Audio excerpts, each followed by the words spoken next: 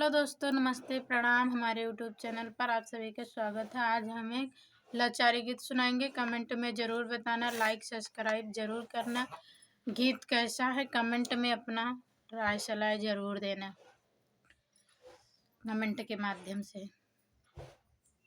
सीता बियाही लाई आए जनकपुर निको न लागे।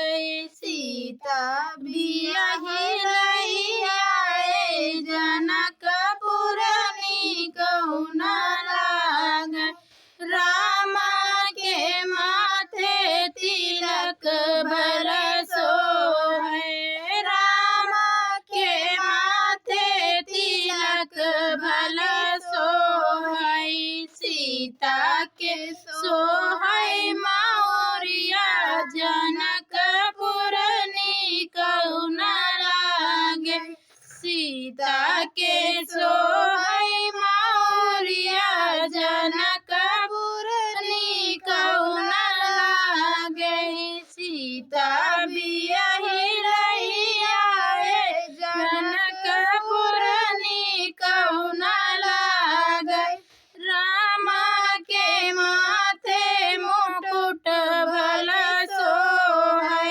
रामा के माथे मुकुट भलसो है।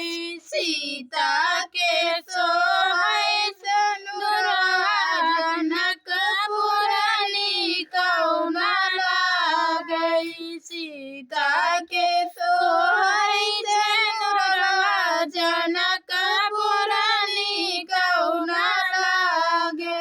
सीता बियाही लाई आए जनकपुर निको न लागे। सीता बियाही लाई आए जनकपुर निको न लागे। रामा के सोहै पीला पीताम्बर।